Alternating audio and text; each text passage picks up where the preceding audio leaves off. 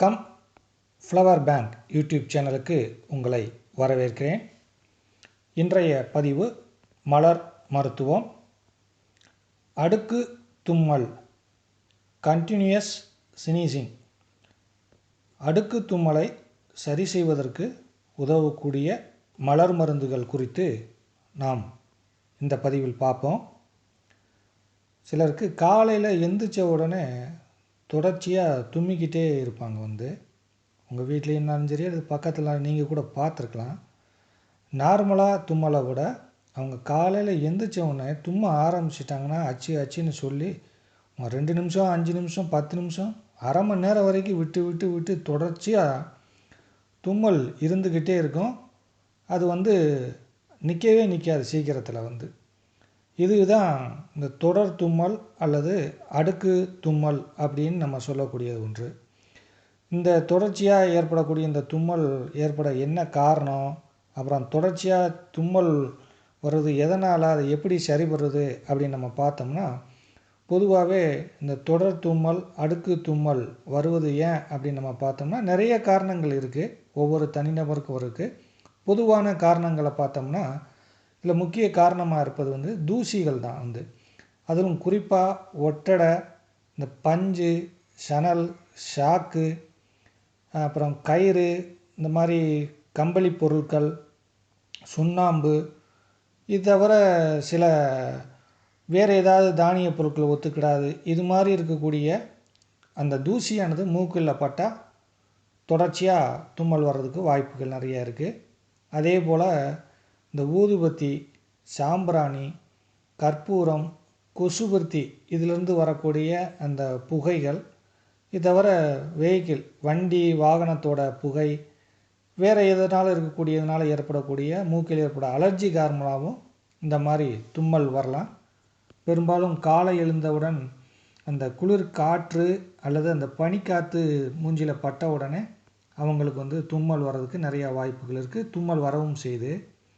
இது தவிர சில பேருக்கு இந்த மரங்கள் அல்லது இந்த செடிகளில் இருக்கக்கூடிய பூக்களில் இருக்கக்கூடிய மகரந்த தூள், அந்த பூஞ்சைகள், காளான், இது போல் இருக்கக்கூடியது ஏதாவது படுறது மூலமும் அவங்களுக்கு தொடர்ச்சியாக தும்மல் ஏற்படுது.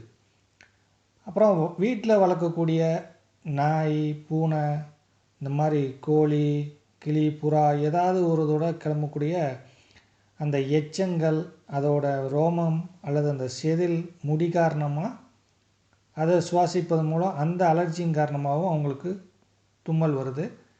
இதோட நார்மலாக அவங்க படுக்க பயன்படுத்தக்கூடிய படுக்கை விரிப்புகள், பாய், தலானி, மெத்தை, இதில் ஏதாவது தூசி நிறையா இருக்கிற பட்சத்தில், க்ளீனாக இல்லாத பட்சத்தில் அதனாலையும் வருது. சில உணவுப் பொருட்கள் அலர்ஜி காரணமாகவும், ஏதாவது சைனஸ் போன்ற ப்ராப்ளம் இருப்பதன் மூலம் கூட அவங்களுக்கு இது போல் ஒரு அடுக்கு தும்மல் வருது. இன்னும் ஏசியிலேயே வேலை பார்த்துக்கிறவங்களுடைய மூச்சுக்குழாய் ஃபங்கஸ் ஏற்படுவதாக கூட தொடர் தும்மல் வரலாம். கண்ணில் அரிப்பு, சளி, இருமல், இதனாலே இருக்கும். இன்னும் சில பேருக்கு பரம்பரை வரைவாக ஆஸ்துமா பிரச்சனை இருக்குன்னா அதனால் கூட அவங்களுக்கு வருது. இயற்கையான முறையில் இதை என்னென்ன காரணத்தினால இப்போ வர்றதுன்னு நம்ம தெரிஞ்சுக்கிட்டோம். அடுக்கு தும்மல் இருக்குது, பல வருஷமாக இருக்குது, இப்படியே தான் இருக்குது, என்னென்ன மருந்து மாத்திரைகள் சாப்பிட்டும் சரியாகலை அப்படி போன்று நினச்சாங்கன்னா, இயற்கையான முறையில் அவங்க இது போன்று இருக்கக்கூடிய இந்த தும்மல் வருவதற்கு காரணமாக இருக்கக்கூடிய பொருட்களை பயன்படுத்தாமல் அவாய்ட் பண்ணியிருப்பது ரொம்ப நல்ல விஷயம். மற்றபடி அவங்க பிராணாயாமம், ஏதாவது ஒரு மூச்சு பயிற்சி, யோகா போன்ற பயிற்சிகளையும் எடுத்துக்கிடலாம்.